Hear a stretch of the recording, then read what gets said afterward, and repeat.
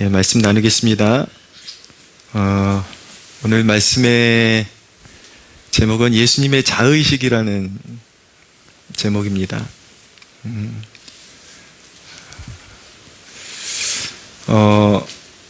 최근에 왜 정인이라는 여자아이가 이제 혹독한 양모를 만나서 이제 심하게 학대를 받다가 이제 죽는 사건이 벌어졌습니다. 공교롭게도 이제 그들이 다 이렇게 교회와 연루되어 있는 그런 사람들이었어요. 또 그 양부는 기독교 방송국에 다니는 사람이기도 했고, 그래서 이제 기독교계에서는 이제 또 기독교인들이 교회가 부패했기 때문에 교회가 미안하다, 이제 그런 이제 흐름을 만들고 있어요. 자, 예를 들어서 어떤 기관에 소속되어 있는 사람이 어떤 극악한 일을 저지르면 그 단체가 욕먹는 건 어쩔 수 없는 기정사실인 것 같아요. 근데 우리가 분명하게 그 부분에 대해서 알 필요는 있는 것 같습니다. 네, 그리스도인으로서 할 수 없는 짓인 거죠. 사실은 그리스도인이 아닌 사람들인 것이죠. 교회 안에서 자라나긴 했지만 우리가 이제 교회사적인 역사를 보면 민족적인 고통들이 있었잖아요. 6.25 전쟁 치르고 이러면서 선교사님들이 우리 대한민국에 들어와 가지고 전쟁통의 고아들 이제 케어해 주시고, 그들 중에 상당수는 이제 미국으로 데려가 가지고 유학시켜 주고 거둬 가지고 이제 하나님의 말씀으로 양육하고 그러면서 훌륭하게 된 사람들 참 많거든요. 지금도 보면은 기독교 연예인들 가운데 이렇게 버려진 아이들을 잘 이렇게 입양해 가지고 너무나도 훌륭하게 길러내는 그런 사람들이 있습니다. 그리고 실제적으로 입양하는 그런 잘 길러내는 사람들 가운데 크리스천이 상당수 되는 것으로 알고 있고요. 근데 이런 사건은 정상적인 사건이 아니죠. 사실은 이런 사건을 바라볼 때 우리가 어떻게 바라봐야 되냐면, 그리스도인이 그런 것이 아니라 정상적이지 않은 사람이 그 짓을 한 것입니다. 그것은 악령에 사로잡힌 것이죠. 하나님의 말씀 어디에 그렇게 악랄한 사람을 길러내는 말씀이 있나요? 맞지 않죠.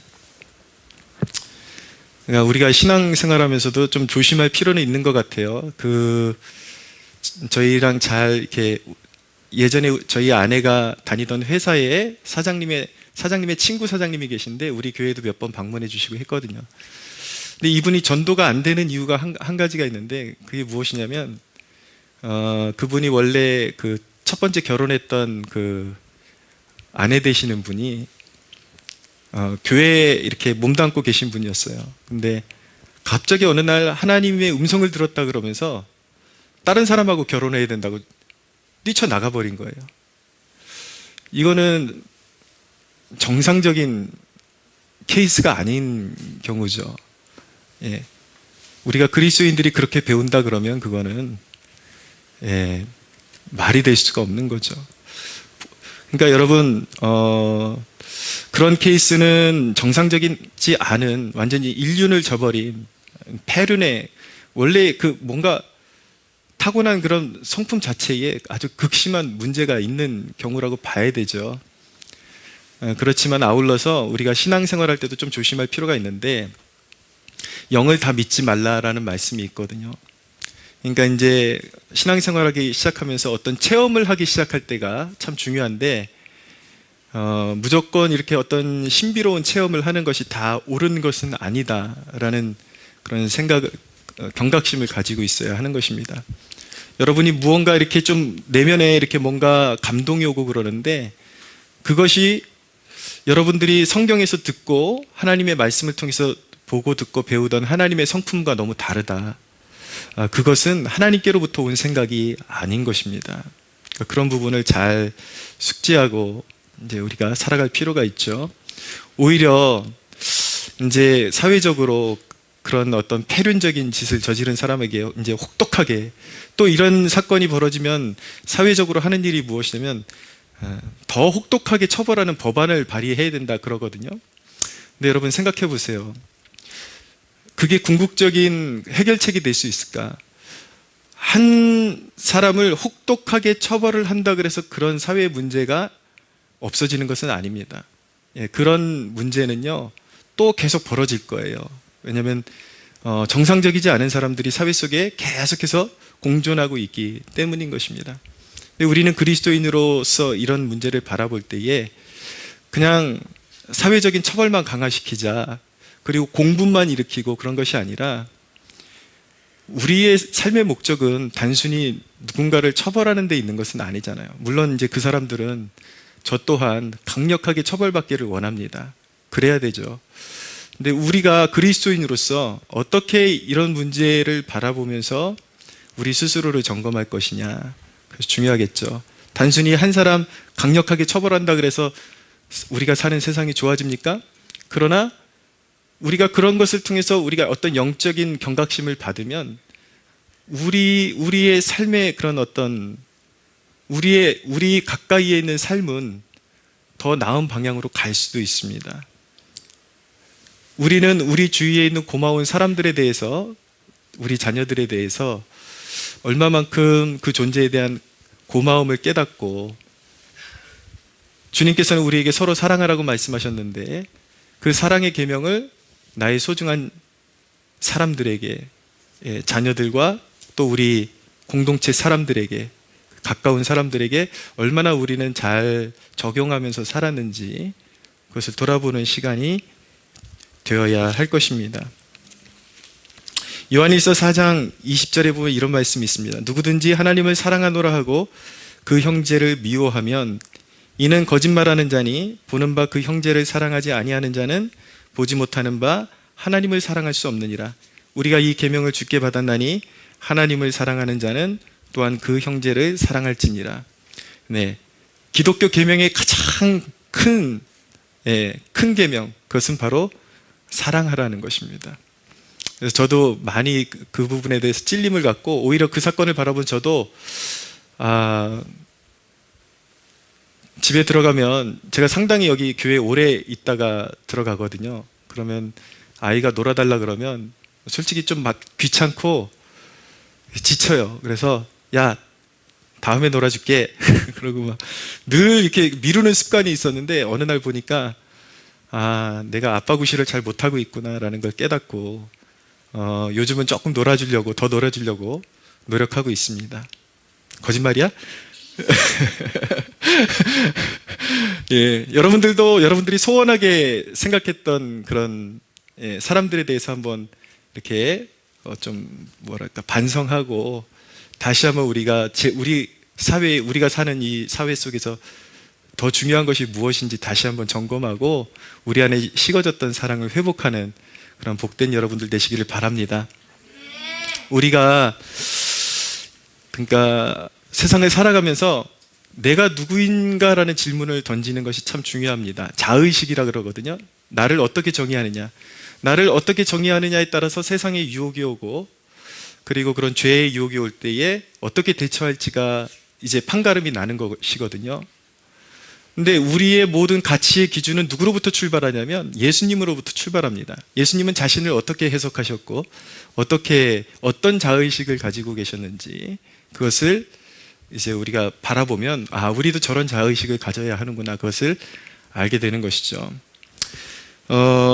오늘 말씀에 보면은 예수님이 이제 하나님에 대해서 증언하시고 이적과 기사를 일으키시고 치유하시고 이러니까 13절에 보니까 바리새인들이 이르되 내가 너를 위하여 증언하니 내 증언은 참되지 아니하도다. 예수님께 너의 증언은 참되지 아니하도다 이렇게 도전하는 거예요, 유대인들이. 근데 예수님께서는 자신의 그런 참된 정체성을 증거해주는 증인을 2명을 제시를 합니다. 근데 그 2명이 누구냐면 바로 자기 자신이고, 그리고 하나님 아버지를 거론하십니다. 보세요. 14절을 보시면 예수께서 대답하여 이르시되 내가 나를 위하여 증언하여도 내 증언이 참되니 나는 내가 어디서 오며 어디로 가는 것을 알거니와 너희는 내가 어디서 오며 어디로 가는 것을 알지 못하느니라. 자기 자신을 위해서 자신이 증언하신다고 말씀하고 있고요. 자, 18절에 결정적으로 보십시오. 18절에 보면 내가 나를 위하여 증언하는 자가 되고 나를 보내신 아버지도 나를 위하여 증언하시느니라. 그러니까 첫째로 자기 자신에 대해서 예수님은 진실하셨고, 그리고 자신의 참됨을 누가 증언하신다고 말씀하고 있냐면 하나님 아버지께서 예수님 자신의 참되심을 증언해 주신다. 그것이 바로 유대인들이 믿는 신명기 17장 6절에 율법의 요구에도 부합하는 것이다 라고 말씀하고 있는 것입니다. 정리하면은 예수님은 자기 자신에 대해서 자의식을 어떻게 가지고 계셨냐면 자기 자신에 대해서 진실하실 수밖에 없는 이유를 가지고 계신 거예요. 무엇이냐면 자신은 하나님의 독생자이시죠. 하나님의 아들이라는 자의식을 가지고 계신 것이죠. 그리고 아버지로부터 보냄을 받아서 아버지의 뜻을 이루는 그러한 자기 자신의 그런 자의식을 가지고 있었던 것입니다. 또 하나의 자의식은 무엇이냐면 하나님 아버지께서 자신의 메시아 되심을 증거하시고 자신의 참되심을 하나님 아버지께서 증언하고 계시다. 이렇게 두 가지 증거를 가지고 계신다. 그럼으로써 자신의 참됨을 증언하시는 것이죠. 예수님께서 이 땅에 오셔서 그릇 행하신 일이 하나도 없고 죄를 범하신 일이 없고 온전히 율법을 이루시고 선하게 병든 자를 고치시고 하나님 나라의 복음을 증거하시고 그에게는 거짓된 것이 하나도 없으셨는데 그가 이 땅에서 그런 삶을 사실 수 있었던 이유는 바로 그러한 자의식 때문에 자신이 하나님께로부터 보냄을 받은 메시아이시요 그리고 하나님 아버지가 자신을 증언하신다는 그런 자의식을 가지고 계셨기 때문에 예수님은 가장 선한 것들을 이 땅 가운데서 행하시며 사실 수밖에 없었던 것입니다. 우리도 이런 자의식이 필요합니다. 우리는 누구입니까? 내 자신에 대해서 여러분 분명할 수가 있어야 돼요. 내 자신을 위해서 살 수가 있어야 되는 것입니다. 무엇이냐면 내 자신이 바로 하나님의 자녀다라는 의식을 가지고 살 수가 있어야 되는 거예요. 그리고 나의 하나님의 자녀됨을 하나님께서 성령을 통해서 친히 증언하신다는, 하나님이 나의 증언자가 되어주신다라는 이 두 가지 변치 못할 사실, 이것이 우리의 자의식이 되어야 하는 것입니다. 할렐루야. 근데 이런 자의식, 나는 하나님의 자녀고 내가 하나님의 자녀인 것을 하나님이 친히 증언해 주신다라는 이 자의식이 우리의 삶의 어떤 특별한 양식을 빚어냅니다. 그것이 무엇이냐면 코람 데오라는 삶의 양식인 것입니다. 그렇기 때문에 우리는 그런 자의식을 가지고 있기 때문에 코람 데오라는 뜻이 무엇이냐면 하나님 앞에서라는 뜻을 가지고 있습니다. 우리는 하나님의 자녀이고 하나님이 우리를 증언하시기 때문에 나의 자녀야 라고 증언해 주시기 때문에 우리는 하나님 앞에서 살 수밖에 없는 존재인 것이죠. 우리가 세상을 살아가는 삶의 태도, 자세는 무엇이냐면 무엇을 하든지 하나님 존전 앞에 우리가 살고 있다는 의식을 가져야 하는 것입니다. 그런데 생각해 보세요, 여러분.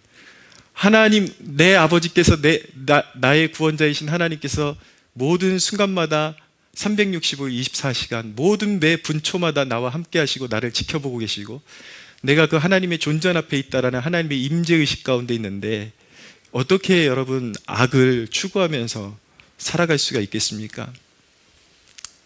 여러분, 우리는 첫째로 죄악의 유혹 앞에서 하나님 존전 앞에 서 있다라는 의식을 가져야 합니다. 우리가 잘 알고 있는 요셉을 보십시오. 요셉은 17살의 건장한 그런 청소년 시기에 애굽에 종으로 팔려갔습니다. 근데 이 성장해 감에 따라서 너무나도 훤출하고 아름다운, 외모도 아름다운데 이 사람 내면이 너무 아름다워요. 하나님을 경외하기 때문에 매력적으로 보일 수밖에 없는 거예요. 그랬더니 이 종으로 팔려간 집이 바로 애굽의 시위대장 보디발이라는 사람 집이었는데 이 보디발의 아내가 요셉을 보면서 계속 잠자리를 청하는 거예요. 같이 자자. 그리고 자기의 유혹을 받아주면 너의 출세를 내가 책임질게. 그런 식으로 이제 남편 몰래 자꾸 이제 꼬시는 거죠. 그랬더니 요셉이 그 유혹 앞에서 취했던 태도는 무엇이냐면, 요셉은 이렇게 말했습니다. 내가 어찌 하나님 앞에서 이 큰 악을 행하여 하나님 앞에서 이 큰 악을 범하리이까? 내가 어찌하여 하나님 앞에서 득죄하리이까? 라고 그는 고백을 하고, 이 여인이 이제 옷자락을 잡고 그렇게 막 유혹을 하니까 겉옷을 벗어서 집어 던지고, 그리고 그 자리를 피해버립니다. 요셉이 결정적으로 하나님 앞에서 귀하게 쓰임받을 수 있었던 이유가 무엇이냐면, 첫째는 하나님께서 그를 귀히 여기시고 선택하셨다라는 것이지만, 요셉은 한순간도 하나님께서 자신을 귀하게 여기시고 택하셨다라는 그 의식을 버린 적이 없습니다. 그러니까 나는 죄와 타협할 수 없다라는 그 의식을 가지고 살았기 때문에 항상 하나님 앞에서, 하나님 존전 앞에서 그 하나님이 주신 선한 양심을 따라 살았기 때문에 하나님은 더욱더 그를 귀히 여기시고 이스라엘 구속 역사의 귀한 인물로 사용하셨다라는 것을 알게 되는 것입니다. 그러니까 우리의 삶 가운데 여러분들이 정말 하나님 앞에 귀히 쓰임받고 싶다 그러면, 첫째는 거룩해야 하는 것입니다. 죄의 유혹이 다가올 때에 항상 어떤 의식을 가져야 하는 것이냐면, 내가 지금 사람 앞에 서 있는 것이 아니라 하나님의 존전 앞에 서 있다. 할렐루야. 두 번째로, 우리가 어떤 선택이나 결단을 내릴 때에도 우리는 하나님 존전 앞에 서 있다라는 의식을 가져야 하는 것입니다. 여러분, 세상은요, 우리에게 자꾸 어떤 결단의 요구를 우리에게 던집니다. 근데 우리가 어떤 선택을 하는 것이 있잖아요. 많은 경우에 그것이 우리의 영적인 순결함을 입증해주는 그러한 이제 일이 되어버린다는 것을 알 필요가 있습니다. 단순하게 우리가 원하는 것을 선택하는 과정이 아니라, 어떤 것을 선택하느냐에 따라서 내가 어디에 속한 사람이냐가 맑게 드러나게 되는 것이죠. 초대교회 사도들은 예수님의 이름으로 전도하지 말라는, 말씀을 전하지 말라는 핍박을 받았습니다. 사람의 생각에 협조할 것이냐, 아니면 하나님의 말씀을 따라 순종할 것이냐의 싸움이었어요. 무엇을 선택할 것이냐, 그 싸움인 것이죠. 그런데 여러분, 사도들은 서서 소리를 높여서 단호하게 외쳤습니다. 하나님 앞에서 너희의 말에 순종하는 것과 하나님의 말씀에 순종하는 것 중에 어떤 것이 옳은가 너희가 스스로 판단하라 라고 그렇게 선언을 합니다. 결코 하나님의 말씀을 증거하는 일과 하지 말라는, 내 신앙을 공개적으로 고백하는 일과 그것을 하지 말라 그러는 그러한 선택의 기로 속에서 우리 신앙의 선배들, 특히 사도들은 절대로 그것을 포기한 적이 없었고 항상 하나님의 편에 섰다라는 것을 알게 되는 것입니다. 여러분, 요즘 우리가 이런 기로 앞에 서 있잖아요. 예배를 드려야 할 것이냐 말 것이냐. 여러분들은 가장 탁월한 선택을 하고 나오신 것입니다.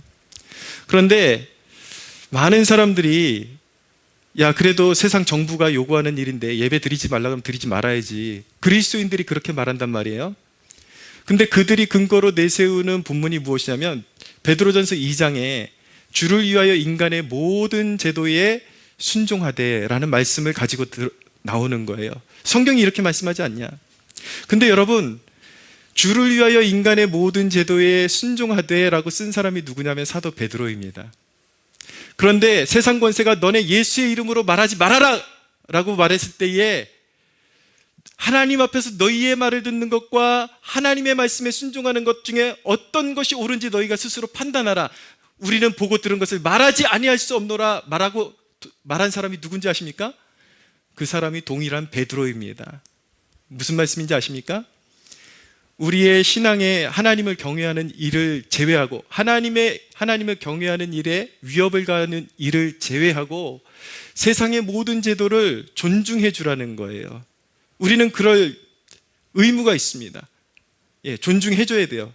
그런데 세상이 우리에게 요구하는 것이 신앙의 본질적인 것을 우리에게 위협하고, 예수의 이름으로 전하지 말아라, 전도하지 말아라, 예배하지 말아라, 그러면 우리는 누구의 말씀에 순종해야 하는 것입니까?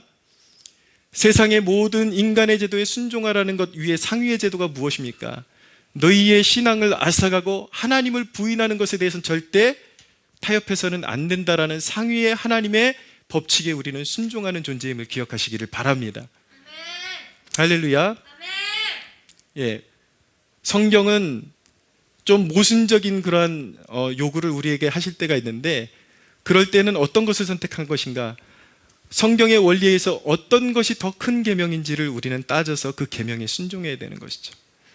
세상이 우리에게 신앙을 포기하라고 요구하는 것들에 대해서는 우리는 순응할 수는 없는 것입니다. 그러니까 무엇을 선택해야 할지 모를 때 우리는 항상 하나님의 존재 앞에서, 하나님이 우리를 지켜보고 계신 그 존재 앞에서 우리는 무엇을 선택해야 할지 우리는 그것을 생각해야 하는 것입니다.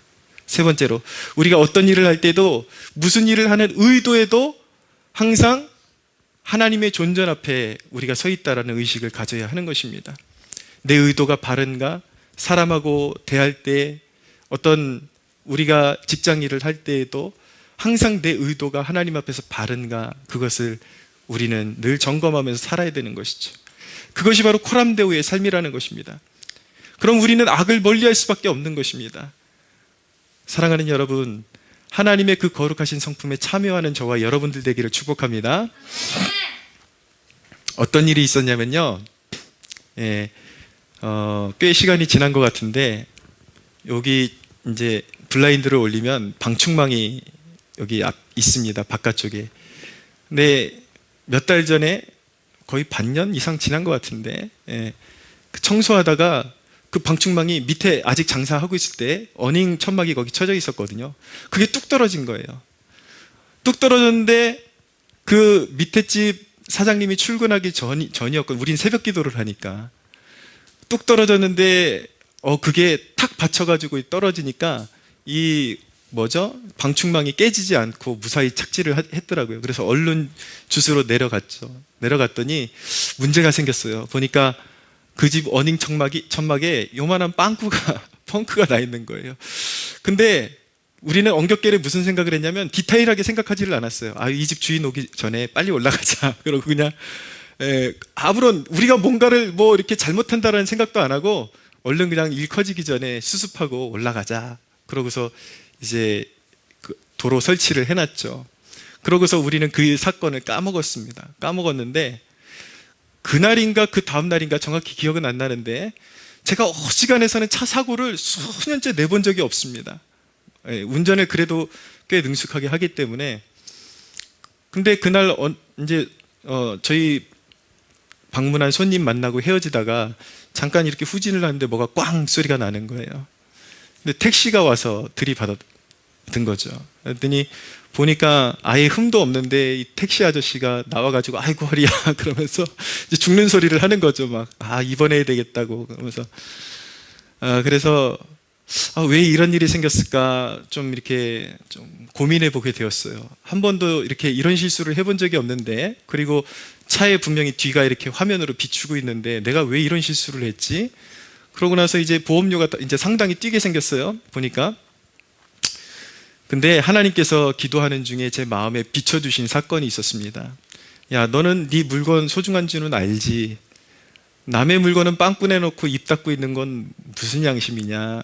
라는 그 마음을 저에게 주셨어요. 그래서 아내한테 상의한 다음에 우리 실토하는 게 좋을 것 같아. 그러고서 내려갔어요. 내려가서 사장님한테 고백할 이야기가 있어서 왔다고. 사실은 저기 보시면 요만한 빵꾸가 하나 나 있는데 그게 우리가 청소하다 보니까 그렇게 됐다고. 만약에 그걸 쓰시기에 불편하시면 우리가 그걸 교체를 해드리든지 할 테니까 말씀하시라고. 속으로는 진짜 말하면 어떻게 하지? 왜냐면 그때만 해도 저희 사정이 그렇게 좋지 않았기 때문에 그거 꽤 많이 들어갈 것 같은데 우리가 저걸 현금으로 또 다 하자니 버거울 것 같고 걱정이 되는 거예요. 근데 다행히 그 사장님이 표정이 어떠냐면, 저런 걸 가지고 와서 얘기를 하고 그래, 그런 표정이에요. 그러더니 아무 일 없이 지나갔어요. 근데 그렇게 하나님 앞에 일단은 저희가 피해를 입힌 당사자에게 고백을 하고 하나님 앞에 회개를 이루고 나니까 그 마음에 눌렸던 그 무거운 짐이 확 이제 자유케 되는 그러한 경험을 하게 된 것이죠. 우리 그리스도인은 하나님을 속이고 스스로의 양심을 속임으로써 자유해지는 것이 아니라 조금 손해보더라도 하나님 앞에 정직해질 때 우리는 영적인 자유를 누리는 사람들임을 믿으시기 바랍니다. 근데 이런 설교할 때 좀 조심해야 되는 것은 우리 그리스도인이 무슨 결벽증 환자처럼 사는 존재는 아니에요. 이런 말씀을 들을 때 여러분들이 좀 또 잘못 적용하셔가지고 너무 결벽증 환자처럼 그렇게 행동하지 않게 되기를 바랍니다. 그것은 하나님께서 우리에게 주신 그 선한 마음을 따라서 거기에 제가 반응했다라는 것을 꼭 기억해 주시기를 바라고요. 그렇게 우리는 하나님 존전 앞에 코람데오에 사는 삶을 살아가는 사람들인데, 우리가 이렇게 하나님 존전에 살아가면서도 우리가 유의해야 될 두 가지 사안이 있습니다. 하나는 무엇이냐면, 예수님께서 신실하게 사셨어도 세상이 예수님을 핍박하고 욕되게 했다라는 사실을 꼭 기억하셔야만 하는 것입니다. 여러분, 우리는 하나님 존전 앞에서 누가 우리를 알아줄까봐 내세우기 위해서 우리가 그런 하나님 앞에 거룩한 삶을 추구하는 것이 아니라, 하나님이 우리 아버지이기 때문에 누구에게 보여주려고 하는 것이 아니라 그렇게 선한 양심을 가지고 살기로 우리는 작정하고 결단하는 것입니다. 할렐루야. 근데 우리가 조심해야 되는 것은, 우리가 잘한다고 해서 세상 사람들이 우리를 다 이해해 줄 것이라는 망상을 가지고 살면 안 돼요. 얼마 전에도 그런 일이 있었거든요. 기독교 관련 기사, 예배를 회복하려는 그런 목사님들의 그런 기사가 나온 그런 이제 기사가 있었는데, 거기에 수많은 사람들이 막 들어와가지고 개독들, 지네밖에 모르는 개독들. 그래서 예배가 어떻고 이웃사랑이 어떻고 그러길래, 정말 이 사람들이 신앙이 좋은 사람들인가? 제가 이제 그 사람들 페이스북 페이지를 하나하나 들어가 봤어요. 들어가 봤는데 가관이 아니에요. 어떤 사람은 들어갔더니 온갖 음란한 여자 사진만 그냥 쫙 등장하고요. 어떤 사람은 완전히 그 기독교에 완전히 반대의 정치 세력을 옹호하는 사람들, 이런 사람들이 수없이 그 사이트에 들어와 가지고 이 개독들 여러분, 우리가 기억해야 되는 것은 무엇이냐면, 그들이 진짜 선한 것을 요구하기 때문에 교회를 좀 잘해라 그렇게 욕하는 것이 아니라는 것을 여러분들이 깨달을 필요가 있습니다. 그들이 정말 사회가 정화되기를 원하고 교회가 교회다운 교회 되기를 원하고 비판했다면 그들의 삶이 먼저 거룩했을 거예요. 그러나 그들은 하나님 앞에서 악하게 살면서 교회를 향해서 개독이라고 말한단 말이에요. 그러니까 우리가 세상의 비판에 대해서 아예 귀를 닫고 살자는 얘기는 아니지만, 고의적으로 교회를 공격하는 세력에 대해서 그들의 비위를 맞춘다고 해서 그들이 변화될 것이라는 기대를 가져서는 안 된다라는 것입니다. 우리가 하나님 앞에서 옳은 양심을 가지고 행한 일에 대해서는, 그럼에도 불구하고 세상이 우리를 욕할 때는 어떻게 해야 되는가?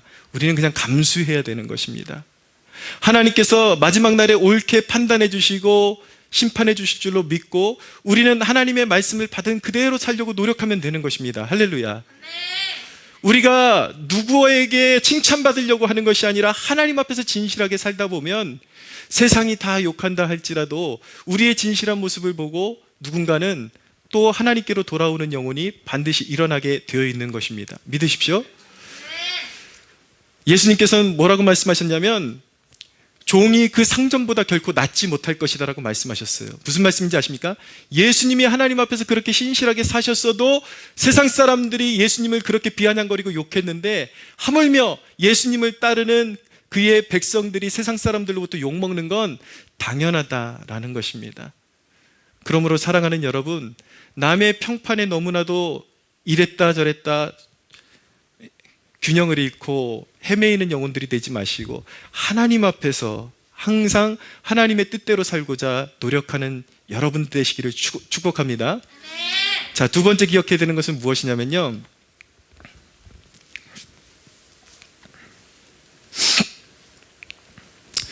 여러분,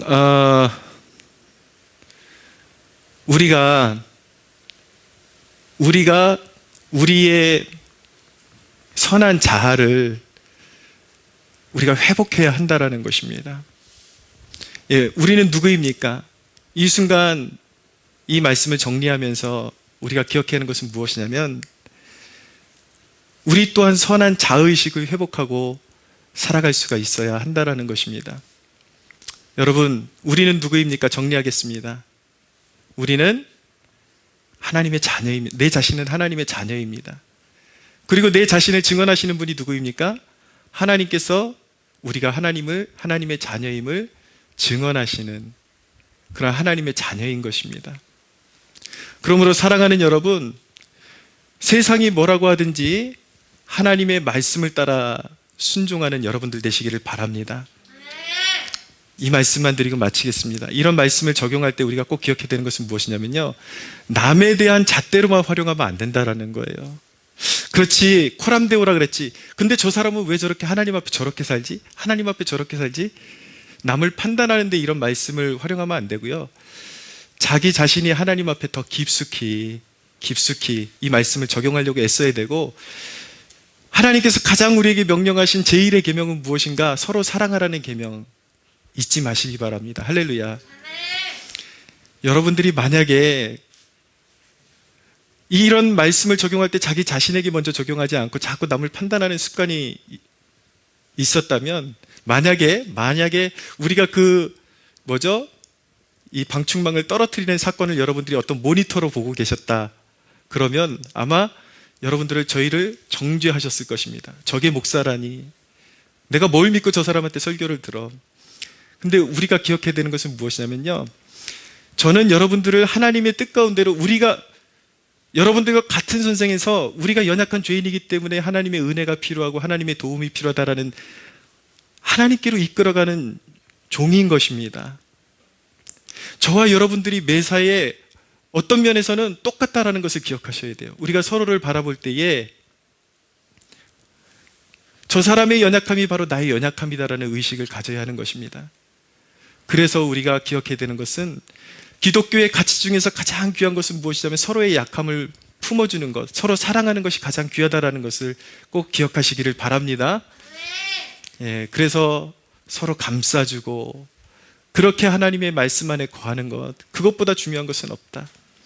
사랑하는 여러분, 말씀을 정리합니다. 건강한 자의식을 가지십시오. 하나님이 우리와 함께 하십니다. 할렐루야. 그러므로 코람데오의 삶을 살아가십시오. 우리가 하나님 존전 앞에 살아간다라는 그 의식을 가지게 되면은 반드시 어둠 가운데 헤매이는 영혼들이 우리를 따라서 빛 대신 하나님께로 돌아와 구원받는 역사들이 일어나게 될 것을 믿으시기 바랍니다. 우리 하나님께 영광의 박수 올려드리겠습니다.